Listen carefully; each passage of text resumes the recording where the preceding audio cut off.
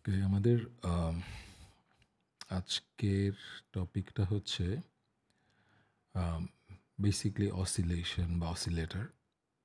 আমরা দেখতে চাচ্ছি যে অবজেক্টিভ হচ্ছে এরকম যে আমরা একটা সার্কিট তৈরি করতে চাই, যে সার্কিটটা উইদাউট এনি ইনপুট আউটপুটে আম একটা অসিলেশন দিবে। অর্থাৎ আউটপুট সিগন্যালটা সাইনোসয়েডাল অথবা নন সাইনোসয়েডাল একটা পিরিয়ডিক সিগন্যাল আমাদেরকে দিবে।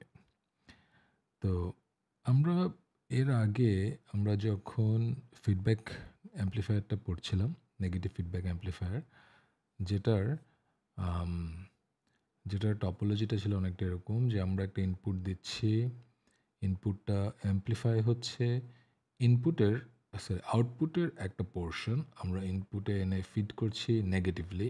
অর্থাৎ এটার সাথে এটা নেগেটিভলি অ্যাড হচ্ছে এবং সেক্ষেত্রে আম আমরা দেখতে পাচ্ছিলাম যে আমরা বেশ কিছু ডিজায়ারেবল প্রপার্টি আমরা পাই। যেমন আমাদের ইনপুট ইম্পিডেন্স বাড়ে, আউটপুট ইম্পিডেন্স কমে, আমাদের স্টেবিলিটি বাড়ে, আমাদের ব্যান্ডউইথ বাড়ে।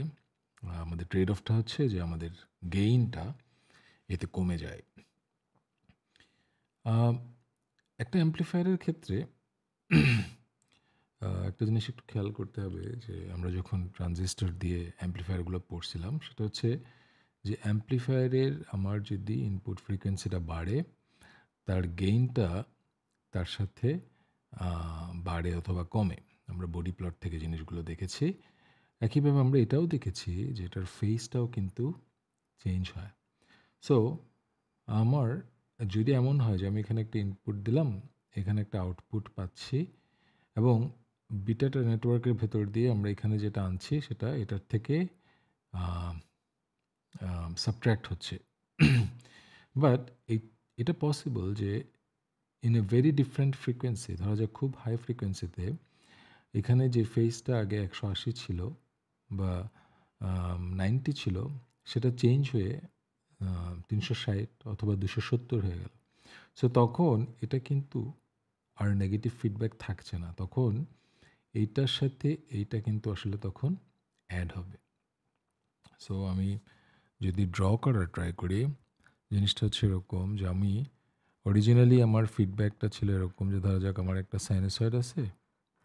আমার যে ফিডব্যাক সিগন্যালটা আমার কাছে আসছিল সেটা হচ্ছে এটার সাথে ধরা যাক আম উল্টো ফেজে।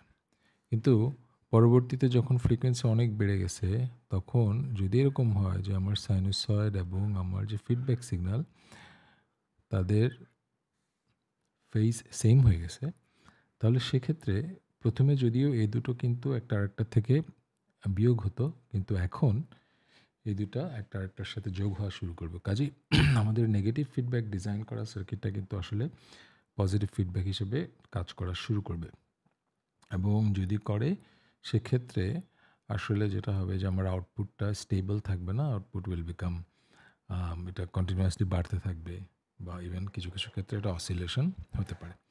তো আমরা দেখব আসলে কোন ক্ষেত্রে কি ঘটনা ঘটে।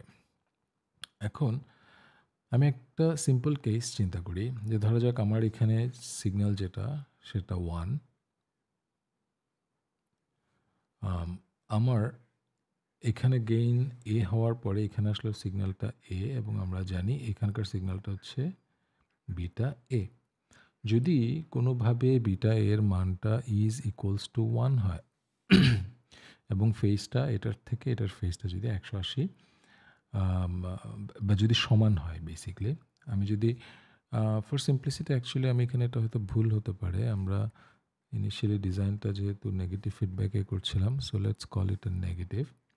সো কাজেই এদের মধ্যে যদি ফেজ ডিফারেন্সটা এখন 180 ডিগ্রি হয়, সেক্ষেত্রে হবে কি যে এটা এবং এটা আসলে একসাথে অ্যাড হওয়া শুরু করবে। সো আমি দেখছি যদি আমার বিটা এর মানটা 1 হয় এবং এই সিগন্যালটা এবং এই সিগন্যালটা যদি এমন একটা ফেজে হয় যে এই নেটওয়ার্কে এসে তারা এই জায়গায় এই দুটো অ্যাড হয়ে যাচ্ছে। তাহলে সেক্ষেত্রে কি হয় দেখি যে আমি যদি কোনোভাবে এই সিগন্যালটা তুলে নেই, তখন এখানে কিন্তু 1 কন্টিনিউয়াসলি থাকে, অসিলেশনটা কন্টিনিউয়াসলি থাকে এবং এটা কন্টিনিউয়াসলি অসিলেট করতে থাকবে। আমার কোনো ইনপুট কিন্তু সেখানে লাগছে না। সো এই প্রিন্সিপালটা যদি আমি ইউজ করি, তাহলে আমি কিন্তু আসলে এই ধরনের একটা অসিলেশন পেতে পারি। এবং ইনফ্যাক্ট ইন রিয়েল লাইফ যেটা হয় যে আমাদের ইভেন ইনপুটটাও দরকার হয় না। আমরা যখন সুইচ অন করি, তখন আমাদের এখানে যে নয়েজটা থাকে, সেই নয়েজটা থেকে যে ফ্রিকোয়েন্সিটার জন্য এই বিটা এর মানটা 1 হয়, সেই ফ্রিকোয়েন্সিতে এই সার্কিটটা অসিলেট করা শুরু করে। সো এখন একটা স্টেডি অসিলেশনের জন্য আমার যে কন্ডিশনটা লাগছে সেটা হচ্ছে বিটা এ ইকুয়ালস টু 1।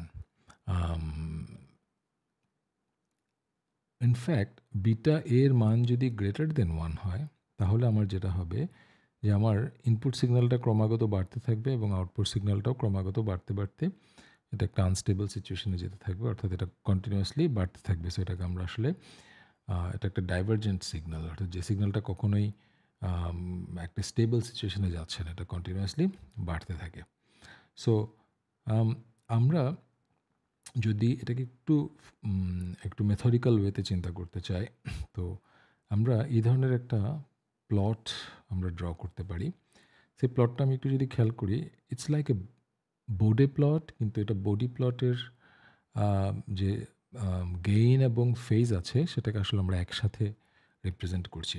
কিরকম? যেমন ধরা যাক, আমরা যদি বলি যে আমার আ বিটা এর ভ্যালুটা হচ্ছে আমার গেইন এবং বিটা এর অ্যাঙ্গেলটা হচ্ছে আমার ফেজ। আমার বিটা এ যখন আম ফেজ 0 হচ্ছে, অর্থাৎ আমার আম আম যখন এইটা এবং এইটার ফেজ সেম হচ্ছে এবং এখানে আসলে গিয়ে এটা মাইনাস হচ্ছে, তখন আমি এই পয়েন্টটাকে এখানে প্লেস করছি। এই পয়েন্টটা হচ্ছে বিটা এর ম্যাগনিটিউড হচ্ছে 3, বাট এটার অ্যাঙ্গেল হচ্ছে -135। এই পয়েন্টটা হচ্ছে বিটা এর ম্যাগনিটিউড হচ্ছে খুব সম্ভবত 1, ইয়েস, এবং ফেজ অ্যাঙ্গেল হচ্ছে 180 ডিগ্রি। সো আমরা দেখছি যে যদি আমি আমার বিটা এর মানটাকে আমি যদি প্লট করি এই ধরনের একটা কমপ্লেক্স অ্যাক্সিসে, সেক্ষেত্রে আমার এই সিচুয়েশনটাতে আমি বলতে পারছি না যেটা অসিলেশন হবে, এই সিচুয়েশনে বলতে পারছি না অসিলেশন হবে। কিন্তু এই পয়েন্টটাতে যদি আমার রেসপন্স থাকে, তাহলে আমি দেখছি যদি আমার বিটা এর মানটা যদি এটা হয় যে 1 এবং অ্যাঙ্গেলটা যদি হয় 180 ডিগ্রি, তাহলে আমরা একটু আগে যে অ্যানালিসিসটা করেছি সেখান থেকে আমরা বলতে পারি যে এটা আসলে একটা স্টেডি অসিলেশন আমাদেরকে দিবে। সো আমার আউটপুটটা যদি এরকম হয়, আমার স্টেডি একটা অসিলেশন আমি পাবো। আমি ওই প্লটটাকে আম আমরা একটু ডিফারেন্টভাবে আঁকতে পারি যে বিভিন্ন ফ্রিকোয়েন্সির জন্য আমি যদি গেইনগুলো ড্র করি, যে আমরা যেমন বোর্ডে প্লটে 0 থেকে আম আ আমরা লগারিদমিক স্কেলে আমরা তার ফ্রিকোয়েন্সি অর্থাৎ এক্স অ্যাক্সিসটা যেরকম প্লট করি, সেরকম ডিফারেন্ট ফ্রিকোয়েন্সিতে আমি গেইন ফেজগুলো যদি আমি প্লট করি, এফ সমান 0 তে কত ছিল, এফ সমান 1 এ কত ছিল, এফ সমান 2 তে কত ছিল, তাহলে আমরা এই ধরনের একটা প্লট আমরা পেতে পারি। এটা সবসময় সার্কেল হবে না obviously. Looks like it's a band pass filter, কারণ এটার ফ্রিকোয়েন্সি যখন 0 তখন এটার গেইন 0, ফ্রিকোয়েন্সি যখন অনেক হাই বা ইনফিনিটির দিকে যাচ্ছে তখন ওইটার গেইন 0। মাঝখানে তার একটা আ উম অ্যাকচুয়ালি এটা ওভাবে বলা যাবে না যে এটা লো পাস বা হাই পাস ফিল্টার, বিকজ এর ভ্যালুটা হচ্ছে আসলে বিটা এর value. So never mind. So আমি যদি বলি যে বিভিন্ন ফ্রিকোয়েন্সির জন্য আমি যদি বিটা এর মানটা প্লট করি, তাহলে সেক্ষেত্রে আমার আম সেক্ষেত্রে আমার এ ধরনের একটা গ্রাফ আমরা পেতে পারি। It's not necessarily A circle হবে, অন্যান্য সার্কিটের ক্ষেত্রে এটা এ ধরনের শেপও আসতে পারে। তবে এই প্লটটাকে আমরা বলছি নাইকুইস্ট প্লট, এবং নাইকুইস্ট প্লটের জন্য যে জিনিসটা ইম্পোর্টেন্ট, এখান থেকে যেটা বোঝা ইম্পোর্টেন্ট সেটা হচ্ছে যে আমার যদি কোনো কারণে গেইন, আমরা এখান থেকে যেটা দেখছিলাম, কোনো কারণে যদি গেইন এবং ইনপুটটা একে অপরের অপোজিট ফেজে থাকে, অর্থাৎ 180 ডিগ্রি ফেজে থাকে, তাহলে কিন্তু সিস্টেমটা স্টেবল হয়ে যায়। It becomes a positive feedback amplifier এবং সিস্টেমটা ক্রমাগত বাড়তে থাকে, এবং ওই কন্ডিশন যেখানে বিটা এ সমান 1 তখন সেটা অসিলেশন হতে থাকে। সো আমরা যদি দেখি, যদি এই গ্রাফটা আম আম এই পয়েন্টটা যদি থাকে এই গ্রাফটাতে, সো আমি যদি বিভিন্ন ফ্রিকোয়েন্সির জন্য আমি যদি প্লট করি, যদি এরকম হয় যে এই প্লটের কোনো একটা পয়েন্ট রিয়েল অ্যাক্সিসের উপর এবং 1.1 যেটা তার লেফট সাইডে পড়ছে বা 0.1কে ইনক্লুড করছে, সেক্ষেত্রে এই সিস্টেমটা কিন্তু ইদার অসিলেট করবে অথবা এটা আনস্টেবল হবে, অর্থাৎ এটা ক্রমাগত বাড়তে থাকবে। যদি এভাবে হয় প্লটটা, যেটা আসলে এই -1 পয়েন্টটাকে ইনক্লুড করেনি, সেক্ষেত্রে সিস্টেমটা কিন্তু অসিলেট করবে না, এটা স্টেবল থাকবে। অসিলেশন হলেও সেই অসিলেশনটা আস্তে আস্তে কমে যাবে। বাট এটার ক্ষেত্রে আমি একই জিনিস বলতে পারছি না, যেহেতু এটা -1 পয়েন্টটাকে ইনক্লুড করছে, তার মানে এটা ফ্রিকোয়েন্সি রেসপন্সের কোনো এক জায়গায় বিটা এর মান -1 অর্থাৎ 180 ডিগ্রি যেটা তার থেকে বেশি। তার মানে হচ্ছে এই সিস্টেমটা আসলে আনস্টেবল থাকবে। আম আমরা দেখতে পাচ্ছি ছবি থেকে। আম আমাদের এখানে একটা জিনিস, আম অর্থাৎ একটা অ্যাম্প্লিফায়ারের ক্ষেত্রে স্পেশালি আসলে এই জিনিসটা আমরা কিন্তু কনসিডার করছি for closed loop system, right? যেখানে আমাদের একটা ফিডব্যাক আছে। একটা ক্লোজড লুপ সিস্টেম আমাদের কীভাবে আনস্টেবল হইতে পারে বা ক্লোজড লুপ সিস্টেম ইউজ করে কীভাবে অসিলেশন হতে পারে। অর্থাৎ ক্লোজড লুপ সিস্টেমে আমরা যখন একটা ফিডব্যাক সিস্টেম দিচ্ছি, তখন যদি সেটা পজিটিভ ফিডব্যাকে টার্ন করে, তখনই সিস্টেমটা আনস্টেবল অথবা অসিলেশন হতে পারে, রাইট? তো আমরা ক্লোজড লুপ সিস্টেমের জন্য আমরা ২-১টা টার্ম ডিফাইন করতে পারি। একটাকে বলা হচ্ছে গেইন মার্জিন, একটাকে বলা হচ্ছে ফেজ মার্জিন। তো মার্জিন শব্দটা আমরা যদি একটু কনসিডার করি, যেমন আমরা হয়তো অনেক সময় বলে থাকি যে ধরা যাক আমার আমার ভুল করার টলারেন্স কতটুকু, টলারেন্স মার্জিন কতটুকু। সো এটাও খানিকটা অনেকটা ওরকম। যদি দেখি যে আমি আমার যদি বিটা এটাকে প্লট করি, লাইক এ বোর্ডে প্লট, আমরা যদি প্লট করি, তখন আমি যদি দেখি যে আমার আমার যখন লেটস লুক এট দিস, আমার ফেজ অ্যাঙ্গেল যখন 180 ডিগ্রি। সো আমার এই সার্কিটটা আমি যদি চিন্তা করি, আমি জানি যে আমার ফেজ অ্যাঙ্গেল হচ্ছে এখানে যেটা আসছে সেটা হচ্ছে 180 ডিগ্রি। এটা যখন 180, তখন আমার গেইনটা যদি 1 হয়, তার মানে তখনই তো অসিলেশনটা হবে। সো আমি যদি বলি বা এই গ্রাফ থেকে আমি যদি কোশ্চেনটা করি যে ওকে আমার ফেজ হচ্ছে এখন 180, তখন আমার যদি আমার যে গেইনটা আছে সার্কিটের, সেই গেইনটা 1 হওয়া থেকে কতটুকু দূরে আছে। এখানে আমরা এটাকে ডিবিতে প্লট করছি বলে সেটা এখানে 0 দেখাচ্ছে, কেমন? Logarithmic of 1 equals to 0। So আমার যদি কোশ্চেনটা এরকম হয় যে আমার আমার গেইন মার্জিন কত, তার মানে হচ্ছে আমার ফেজ অ্যাঙ্গেল এখন 180 ডিগ্রি। আমার আসলে গেইনে কতটুকু টলারেন্স আছে, অর্থাৎ আমার গেইনটা 1 হতে আর কত বাকি। আমি এটাকে অন্যভাবে চিন্তা করতে পারি। ধরা যাক আমি বললাম যে ঠিক আছে, আমি গেইনটা আমার সার্কিটের গেইনটা আমি কন্ট্রোল করতে পারি। সো আমরা যেরকম অ্যাম্প্লিফিকেশনের গেইনটা কন্ট্রোল করতে পারি। সো আমি যদি গেইনটা বাড়াই, আমি কতটুকু গেইন বাড়ালে আমার সিস্টেমটা আনস্টেবল হয়ে যাবে আমি বলতে পারি। যেমন এটা যদি বাড়াই, সেকেন্ড লাইনটা, গেইনটা স্টিল স্টেবল থাকবে, কারণ এটার 180 ডিগ্রিতে বিটা এর মানটা 1 হচ্ছে না। কিন্তু যদি উপরেরটা হয়, তাহলে আমি বলতে পারি যে 180 ডিগ্রিতে বিটা এর মানটা 1 হচ্ছে। সো আমি গেইন বাড়াতে পারি, কিন্তু এতটুকু যদি আমি বাড়াই গেইনটা, সেক্ষেত্রে আমার সিস্টেমটা আনস্টেবল হয়ে যায়। সো এই পোর্শনটাকে, অর্থাৎ যেই জায়গায় আমার ফেজ অ্যাঙ্গেলটা 180 ডিগ্রি, সেই জায়গায় 1 এর সাথে গেইনের যে ডিফারেন্সটা, সেটাকে আমরা বলছি গেইন মার্জিন।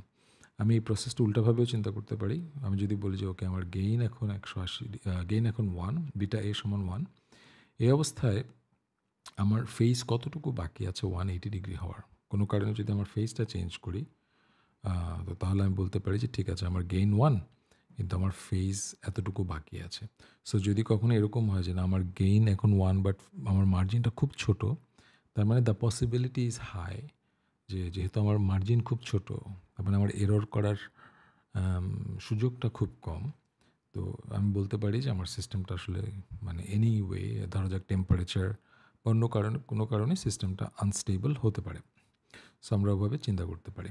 সো গেইন এবং ফেজ মার্জিন এই দুটো আমরা যখন অসিলেশনের কথা চিন্তা করি, অসিলেটর বানানোর কথা চিন্তা করি, বা একটা ফিডব্যাক ইন জেনারেল একটা ফিডব্যাক সার্কিটের কথা চিন্তা করি, তখন এই দুটো জিনিস আমার জন্য কিন্তু আসলে ইম্পর্টেন্ট থিং টু কনসিডার। কারণ আদারওয়াইজ আমার সার্কিটটা আমি বানায় দিলাম ঠিকই, আমরা অ্যাম্প্লিফায়ার বানাই দিলাম, কিন্তু সেই অ্যাম্প্লিফায়ারটা অসিলেশন শুরু করতে পারে, অথবা সেই অ্যাম্প্লিফায়ারটা আমাদের অবজেক্টিভ হচ্ছে একটা ইনপুট দিব, আমরা একটা আউটপুট পাবো, বাট সেই অ্যাম্প্লিফায়ারটা কোনো রকম ইনপুট ছাড়া একটা আউটপুট দেওয়া শুরু করতে পারে, যে আউটপুটটা স্টেডি একটা পিরিয়ডিক সিগন্যাল হতে পারে, অথবা সেটা আনকন্ট্রোলড কোনো সিগন্যাল হতে পারে। সো আমরা দেখছি যে আমাদের একটা ক্লোজ লুপ সিস্টেমে যেখানে ফিডব্যাক আছে, সেটার অসিলেশন এবং আনস্টেবিলিটি বা ইনস্টেবিলিটিটা কেন হতে পারে। বাট অসিলেটর আমাদের কিন্তু দরকার হয়, সামটাইমস উই ডু নিড আমাদের সার্কিটটাকে অসিলেশন করার জন্য। কারণ আমরা ল্যাবেও দেখেছি যে আমাদের একটা সাইনোসয়েডাল সিগন্যাল দরকার, আমাদের যে ফ্রিকোয়েন্সি জেনারেটরগুলো। সো সেই ধরনের সিগন্যালগুলো, সেই ধরনের আমরা যদি জেনারেট করতে চাই, সেক্ষেত্রে আমরা চাই এ ধরনের একটা অসিলেটর আমাদের থাকুক। এছাড়া আরও নানান কাজেও কিন্তু আমরা এই অসিলেশনগুলো ইউজ করি। আমরা এর আগেও হয়তো বা কোনো একটা লেকচারে দেখেছি যে আমাদের ক্লক সিগন্যাল, আমাদের যে ডিজিটাল সার্কিটে ক্লক সিগন্যালগুলো তৈরি করার যে ক্লক সিগন্যালগুলো দরকার হয়, সেগুলো তৈরি করার জন্য আমাদের অসিলেশন দরকার। এবং এছাড়া কমিউনিকেশনে নানান কাজে আমাদের it's a very important thing অসিলেটরটা। এখন সো বেসিক্যালি আমাদের একটা আমি যদি আবার সার্কিট একটু ডিফারেন্টভাবে ড্র করেছি, আমাদের একটা গেইন আছে, সেখান থেকে বিটা নেটওয়ার্কের ভেতর দিয়ে আমরা সেটা ইনপুট আবার ফিডব্যাক করছি। তো অ্যাজ উই স বিফোর, যে আমাদের যদি বিটা এর মানটা 1 হয়, সেক্ষেত্রে আমাদের সিস্টেমটা অসিলেট করতে পারে। বিটার ম্যাগনিটিউডটা যদি 1 হয়, তাহলে আমাদের সিগন্যালটা অসিলেট করতে পারে। In fact beta A equals to 1 হওয়ার যে কন্ডিশনটা, এটাকে বলা হচ্ছে Barkhausen principle, Barkhausen criteria for oscillation. In a practical circuit, as I said, কোনো ইনপুট সিগন্যাল লাগবে না। আমি যখনই একটা স্টার্ট করব সার্কিটটাকে, তখন তার ইনিশিয়াল পালসে, অ্যাজ আমরা আগে দেখেছি যে একটা পালস মানে সেখানে সব রকম ফ্রিকোয়েন্সি থাকে, সে শুধুমাত্র সেই ফ্রিকোয়েন্সিটাকেই অসিলেট করা শুরু করবে। সেই ফ্রিকোয়েন্সির জন্য বিটা এ ইকুয়ালস টু 1 হবে, যে অসিলেশন করবে যে ফ্রিকোয়েন্সির জন্য বিটা এ ইকুয়ালস টু 1 হবে। ইন রিয়েল সার্কিট, অ্যাকচুয়াল সার্কিটে বিটা এর মানটা এক্স্যাক্ট 1 রাখাটা কিন্তু একটু ডিফিকাল্ট।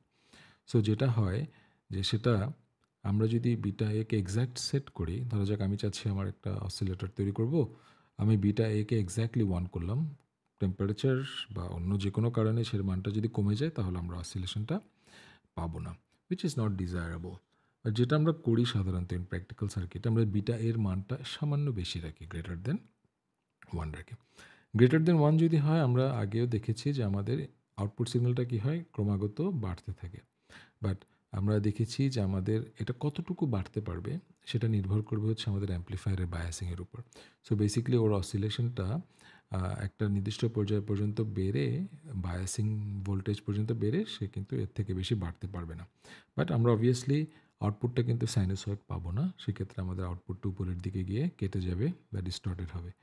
আমরা বিটা এর মান যত 1-এর কাছাকাছি রাখতে পারবো, আমাদের আউটপুটটা তত বেশি পিওর সাইনোসয়েডের মতো থাকবে। বাট আদার দেন দ্যাট, আমাদের বিটা এটা এক্স্যাক্টলি সাইনোসয়েড না হওয়ার সম্ভাবনাটাই বেশি থাকে।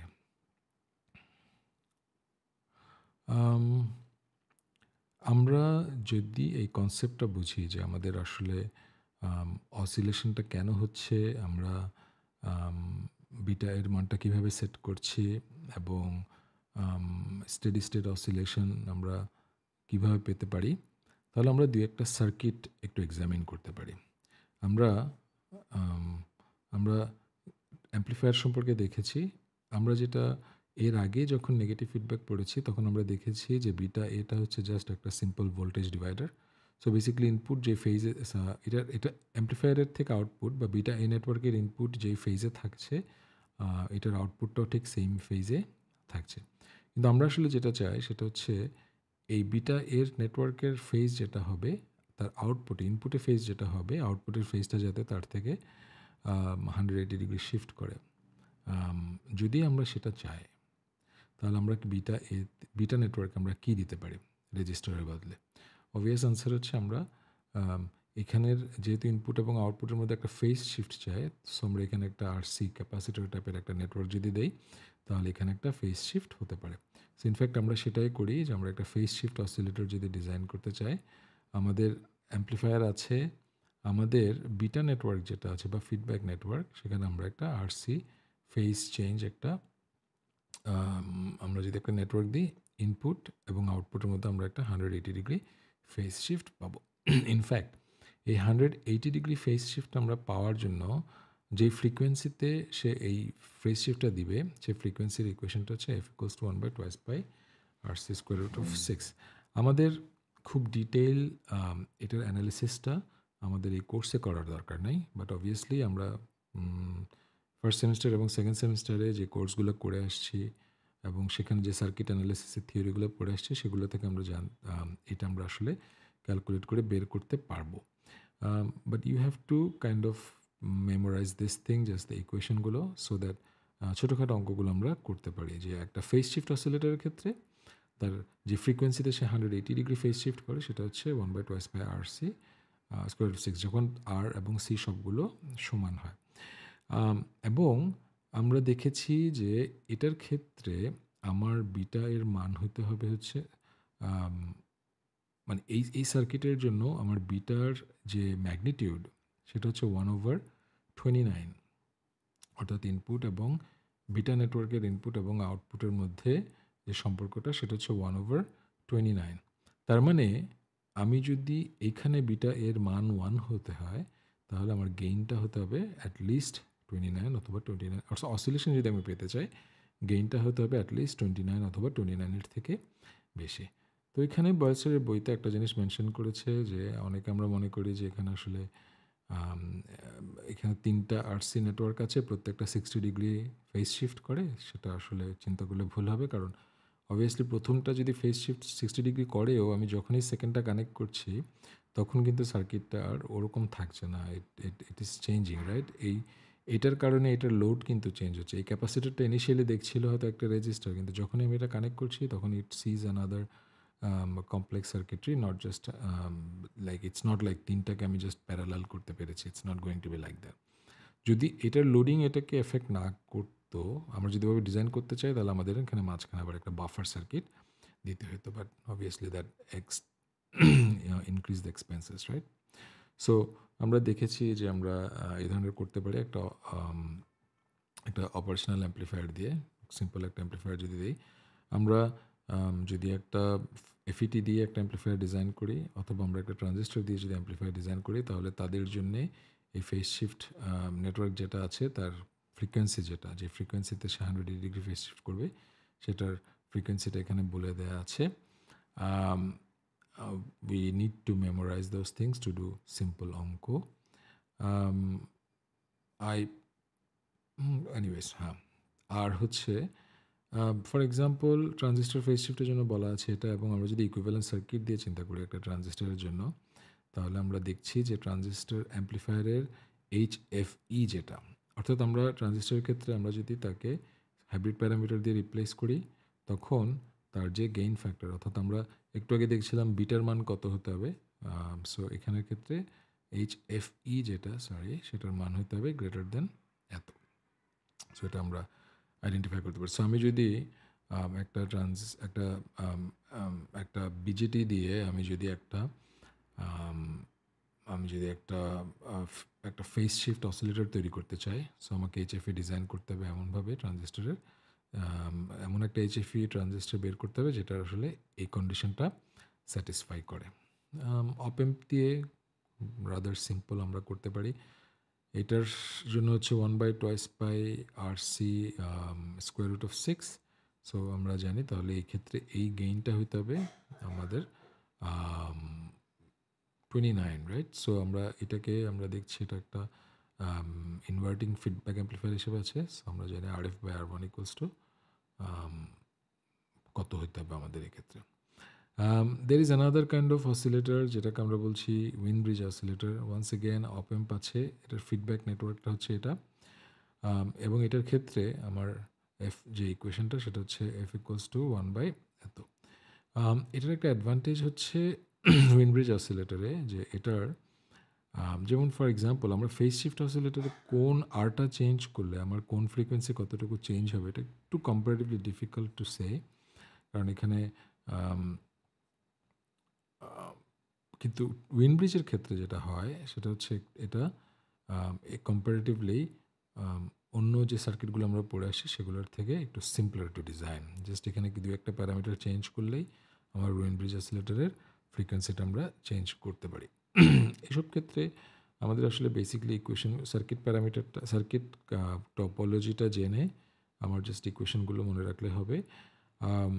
Once again like I said আমাদের অবজেক্টিভ হচ্ছে আমরা যখন কখনো সার্কিট ডিজাইন করতে হচ্ছে আমাদের অসিলেটর বা এরকম কিছু, we need to you need to understand that যে ওকে আমি তো এরকম একটা সার্কিট দেখে আসছি, and then you come back to this literature and then you can design a circuit of your own. এবং এটার যদি আরও সূক্ষ্ম কোনো চেঞ্জ করতে হয় then you can actually go to like a deeper analysis, যেখানে আমরা এই সার্কিটের আমরা বিভিন্ন ধরনের নোট ভোল্টেজ মেশ অ্যানালিসিস যেগুলো পড়ে আসে সেগুলো ইউজ করে আমরা আরও ফাইনার অ্যানালিসিস আমরা এটাকে করতে পারি। বাট অ্যাজ অফ নাও আমরা যদি ফেজ শিফট ডিজাইন করতে হয় একটা অপেম দিয়ে আমরা জানি যে এটার ফ্রিকোয়েন্সি কত, এটার গেইন কত হতে হবে। আমরা উইনব্রিজ যদি হয় আমরা জানি এটার ফ্রিকোয়েন্সি কত, তার মানে এটার গেইন কত হতে হবে, ইত্যাদি ইত্যাদি।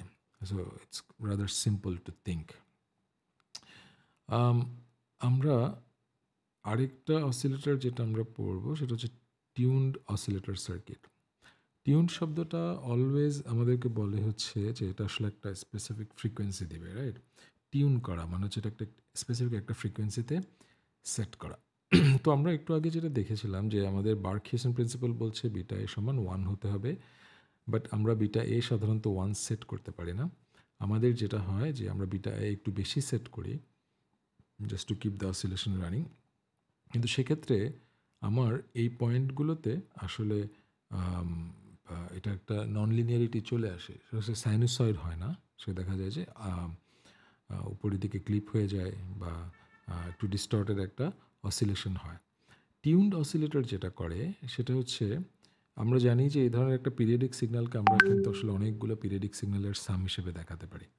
সো টিউনড অসিলেটর যেটা করে সেটা হচ্ছে আসলে সেখান থেকে একটা স্পেসিফিক সাইনোসয়েডকে আসলে সে টিউন করতে পারে। সো টিউনড অসিলেটরের ক্ষেত্রে আমরা আউটপুট যেটা পাবো that would be rather pure sinusoid. So এ ধরনের একটা টিউন অ্যাম্প্লিফায়ারে সাধারণত দেখা যায় কি দুটো তিনটা রিঅ্যাক্টিভ এলিমেন্ট থাকে, তার মধ্যে দুইটা ক্যাপাসিটার একটা ইন্ডাক্টর অথবা দুইটা ইন্ডাক্টর একটা ক্যাপাসিটর থাকতে পারে। যদি দুইটা ক্যাপাসিটর একটা ইন্ডাক্টর থাকে তাকে আমরা বলছি কলপিটস অসিলেটর, দুইটা ইন্ডাক্টর একটা ক্যাপাসিটর থাকলে হার্টলি অসিলেটর বলি। সো কলপিট অসিলেটর হলে কলপিট অসিলেটরের ডিজাইনটা হচ্ছে যেমন ফর এক্সাম্পল আমরা যদি এফইটি দিয়ে করি, দুইটা ক্যাপাসিটর একটা inductor, this is a different thing, but এগুলো হচ্ছে আমাদের বিটা নেটওয়ার্কের capacitor inductor. RFC is basically আমার যেটা মনে পড়ছে যে RFC does not contribute to the tuning part এখানে। ইন এনি কেস সো আমার যেটা হচ্ছে probably works, I'll have to look at that. In any case আমাদের সো এফইটি অ্যাম্প্লিফায়ারের ক্ষেত্রে এই তিনটা ক্যাপাসিটর মিলে একটা কলপিট অসিলেটর ফর্ম করে বিটা নেটওয়ার্কে, এবং সে শুধুমাত্র একটা স্পেসিফিক ফ্রিকোয়েন্সিতে সে আউটপুটটা দেয় এবং output becomes more of a sinusoid instead of like a distorted একটা স্কোয়ার ওয়েভ অথবা ক্লিপড একটা সাইনোসয়েডের থেকে সে একটা পিওর সাইনোসয়েড দিয়ে থাকে। একইভাবে আমরা ট্রানজিস্টর দিয়েও ডিজাইন করতে পারি একটা কলপিটস অসিলেটর, এবং সেটা আইসি দিয়েও আমরা ডিজাইন করতে পারি। আমাদের টপোলজিগুলো জানলে চলবে এসব ক্ষেত্রে। অ্যাজ আই সেড, দুইটা ক্যাপাসিটর থাকলে তাকে কলপিট বলছি, দুইটা ইন্ডাক্টর একটা ক্যাপাসিটর থাকলে তাকে আমরা হার্টলি অসিলেটর বলছি, এবং হার্টলি অসিলেটর ক্ষেত্রে আমার ইকুয়েশনগুলো হচ্ছে এরকম। আমার একটা ইম্পর্টেন্ট অসিলেটর হচ্ছে ক্রিস্টাল অসিলেটর, যেটা আসলে ভেরি ওয়াইডলি ইউজ হয়। ক্রিস্টাল জিনিসটা কি? ক্রিস্টাল হচ্ছে একটা ন্যাচারালি প্রাপ্ত একটা মেটেরিয়াল দিয়ে তৈরি করা একটা জিনিস। এটাকে একটা নির্দিষ্ট সাইজে কাটা হয়, ডিমেনশনটা ফিক্স থাকে এবং ডিমেনশনের উপর ভিত্তি করে তার কিছু প্রপার্টি আছে। সো প্রপার্টিটা হচ্ছে এরকম যে ক্রিস্টালের এগুলোকে বলা হয় পিজো ইলেকট্রিক মেটেরিয়াল, যেগুলোকে আমি যদি একটা ইলেকট্রিক সিগন্যাল দেই, আমি একটু সার্চ করি কোন better, PI I guess piezoelectric material. As far as I understand that you guys have done এটা অন্য কোনো কোর্স এটা হয়তো কভার করা হয়েছে। সো পিজোইলেকট্রিক মেটেরিয়াল আমরা যদি দেখি যে এই মেটেরিয়ালে আমি যদি একটা মেকানিক্যাল একটা প্রেশার দিই তাহলে এখানে একটা ভোল্টেজ পাই। এটাকে যদি আমি টেনে ধরি একরকম ভোল্টেজ পাই, এটাকে যদি আমি প্রেশার দিই, চাপ দিই, তখন আরেক রকম ভোল্টেজ আমি এর আউটপুটে পাই। অর্থাৎ এটাকে যদি আমি টেনে ধরি পজিটিভ এবং নেগেটিভ আসবে এদিকে, যদি এরকম আমি প্রেশার দিই এদিকে নেগেটিভ এদিকে পজিটিভ একটা ভোল্টেজ সে ক্রিয়েট করে। আবার উল্টোটাও হয়, আমি যদি ভোল্টেজ দিই সে এটাকে সংকুচিত অথবা প্রসারিত হয় ম্যাটেরিয়ালটা। তো এই বৈশিষ্ট্যটার উপর ভিত্তি করে আমরা আসলে একটা অসিলেটর ডিজাইন করতে পারি এবং এটা একটা একটা পিজো মেটেরিয়ালকে আমরা আসলে একটা ইলেকট্রিক্যাল সার্কিটের সাথে আমরা আমরা কম্পেয়ার করতে পারি। অর্থাৎ একটা পিজো ইলেকট্রিক মেটেরিয়ালকে আমরা যদি তার তার দুই প্রান্তে যদি ভোল্টেজ অথবা একটা সিগন্যাল দেই, আমরা দেখব এসি সিগন্যাল দেই, সেক্ষেত্রে আমরা দেখব যে যদি এ ধরনের একটা সার্কিট থাকতো, একটা আর, একটা এল, একটা সি এবং প্যারালাল আর একটা ক্যাপাসিট্যান্স, তাহলে এই সার্কিটটা যেরকম বিহেভ করে একটা পিজো মেটেরিয়াল কিন্তু exactly similar type of behaviour আমাকে দেয়। সো আমরা কাইন্ড অফ বলতে পারি যে একটা পিজো ইলেকট্রিক মেটেরিয়াল আসলে তার ইকুইভ্যালেন্ট সার্কিটটা হচ্ছে আসলে এটা। এবং তাদের এই যে ভ্যালুগুলো LC, this values are very strict, অর্থাৎ এগুলো খুব স্টেবল টেম্পারেচারের সাথে বা অন্য কারণে এগুলো খুব একটা চেঞ্জ হয় না। আমি মেটেরিয়ালটা যেভাবে কাটছি সেই অনুযায়ী তার ফ্রিকোয়েন্সিটা আসলে ডিফাইন করা থাকে। সো সে কারণে যেটা হয় আসলে যে আমরা আগে যেটা দেখেছি যে আমি যদি আমার ফিডব্যাক সার্কিটে আমি যদি এই পিজো মেটেরিয়ালটা দেই, তাহলে এই ফিডব্যাক সার্কিটের বিটা এ যখন 1 হবে সেটা will be 1 at a very strict frequency. খুব শার্প একটা ফ্রিকোয়েন্সিতে সে শুধুমাত্র এই ইয়েটা আম থাকবে। সো পিজো আমি যদি ব্যবহার করি, আমি অসিলেটর থেকে যেটা পাবো সেটা হচ্ছে যে অসিলেটরের oscillation frequency will be very sharp. টেম্পারেচারের সাথে বা অন্য কোনো কারণে এটা চেঞ্জ হবে না। অন্যান্য ক্ষেত্রে যেটা হয় যে অন্যান্য আমরা যেগুলো কলপিট হার্টলি দেখে আসছি সেগুলো প্যারামিটারগুলো রাদার টেম্পারেচারের সাথে বা অন্যান্য ইয়ের কারণে অন্যান্য ফ্যাক্টরের কারণে এফেক্টেড হইতে পারে। যেমন একটা এক্সাম্পল হচ্ছে আমরা এই ধরনের অসিলেটর ইউজ করি হচ্ছে আমাদের কম্পিউটারগুলোতে, অথবা আমি যদি একটা ঘড়িতে ব্যবহার করি, খুব কমনলি ইউজ করা হয় অসিলেটর। তো আমরা চাই যে ঘড়িটা বাংলাদেশে তৈরি করলাম, ঠান্ডা অ্যান্টার্কটিকাতে গিয়েও সে সেম ক্লক থাকুক, আবার গরম সাহারা মরুভূমিতে গিয়েও তার ক্লকটা সেম থাকুক। বাংলাদেশে তার সেকেন্ড একরকম, অ্যান্টার্কটিকায় তার সেকেন্ড আরেক রকম, সাহারাতে তার সেকেন্ড আরেক রকম, এটা আমরা চাই না। সো আমরা চাই যে তার ফ্রিকোয়েন্সিটা যেন ভেরি স্ট্রিক্ট থাকে। তো কিন্তু আমি যদি জাস্ট সিম্পল হার্টলি অথবা কলপিট করি তাহলে তাদের ফ্রিকোয়েন্সিগুলো কিন্তু টেম্পারেচারের সাথে মোর ভ্যারি করতে পারবে। কিন্তু এটার ক্ষেত্রে সেই টেম্পারেচার ভ্যারিয়েশনটা অনেক কম। সো আমরা দেখি যে এই ক্রিস্টাল অসিলেটর আসলে এই ধরনের অ্যাপ্লিকেশনগুলোতে it's very popular to to use like to have a very stable frequency. এবং ইনফ্যাক্ট এটা আসলে আমরা যখন একটা ঘড়ি ডিজাইন করতে চাই তখন এটা কিন্তু ইট বিকামস ভেরি ক্রিটিক্যাল যে আসলে আমি দেখা গেল যে আমি একটা ঘড়ি বানালাম, সেই ঘড়িটা প্রতিদিন ৪, ৫, ১০ সেকেন্ড করে পিছিয়ে যাচ্ছে, ১ মিনিট করে পিছিয়ে যাচ্ছে। তো সেটা তো আসলে ডেফিনিটলি ডিজায়ারেবল হবে না, তাই না? সো আমাদের যে ঘড়িটা আছে সেটা আজ ইন্টারনেট টাইমের সাথে আজকে মিললো কালকে মিললো না। That is not something that we want. So for that reason crystal has a very important place in clocks and other application. মাইক্রোপ্রসেসরের ক্ষেত্রেও এটার একটা, কারণ প্রত্যেকটা মাইক্রোপ্রসেসরকে কিন্তু একটা ক্লক সিগন্যাল দিতে হয়। সো ক্রিস্টালের একটা ইম্পর্টেন্ট অ্যাপ্লিকেশন আছে। This is a property of the crystal, যেখানে আমরা ক্রিস্টালের যে টোটাল ইম্পিডেন্সটা, অর্থাৎ আমি যদি এখান থেকে এখানে আমরা ইম্পিডেন্সটা মাপি, আমরা দেখব যে ইম্পিডেন্সটা আসলে ফ্রিকোয়েন্সি বাড়ার সাথে সাথে ইম্পিডেন্সটা কীভাবে চেঞ্জ হয়। It is a little different than আমাদের স্ট্যান্ডার্ড ইন্ডাক্টর ক্যাপাসিটর। এবং এখানে যেহেতু একটা complex circuit, basically resistor, inductor এবং 2টা ক্যাপাসিটর আছে। সো তার ইম্পিডেন্সটা আসলে এভাবে কমে। সো যেখানে সবচাইতে কম সেখানে আমি বলছি সিরিজ রেজোন্যান্স ফ্রিকোয়েন্সি, এবং ওইটাকে আমরা বলছি অ্যান্টি রেজোন্যান্স ফ্রিকোয়েন্সি। এবং আমরা যেটা চাই সেটা হচ্ছে, যখন ধরা যাক এটা যেহেতু একটা শান্ট ফিডব্যাক দিচ্ছি, সো শান্ট ফিডব্যাকটা কোন সময় সবচাইতে বেশি হবে? যখন তার ইম্পিডেন্সটা সবচাইতে কম হবে। সো আমরা চাইলে ওভাবে ডিজাইন করতে পারি যাতে করে ওই পয়েন্টটাতে আসলে আমার সার্কিটের অসিলেশনটা হয়। অসিলেশন মানে হচ্ছে বিটা এ সমান 1 যেটা, সেটা হয়। So that is something we can do. আমরা কলপিট অসিলেটরের মতো করেও আমরা আসলে ডিজাইন করতে পারি। ইনফ্যাক্ট এখানে আরও যদি দেখি, আমরা অপারেশনাল অ্যাম্প্লিফায়ার দিয়ে আমরা ক্রিস্টাল অসিলেটর ডিজাইন করতে পারি। In all cases the principle is same, যে আমাদের একটা ফিডব্যাক দিচ্ছি, বাট ফিডব্যাক নেটওয়ার্কটা ইজ নাও ফিডব্যাক নেটওয়ার্কের যে তার যে ফ্রিকোয়েন্সি রেসপন্সটা is now controlled by an oscillator, sorry, crystal. So তার মানে হচ্ছে তার তার তার পারফরমেন্সটা আসলে more stable. So we can see like how the oscillator is actually working. ইউনিজাংশন অসিলেটরটা আমি এই ক্লাসের জন্য পড়াচ্ছি না, বিকজ আমরা আসলে ডিভাইসটা পড়ে আসিনি। এখানে there are some maths, we need to do those maths for this course. I think that covers pretty much all of it. Thank you guys.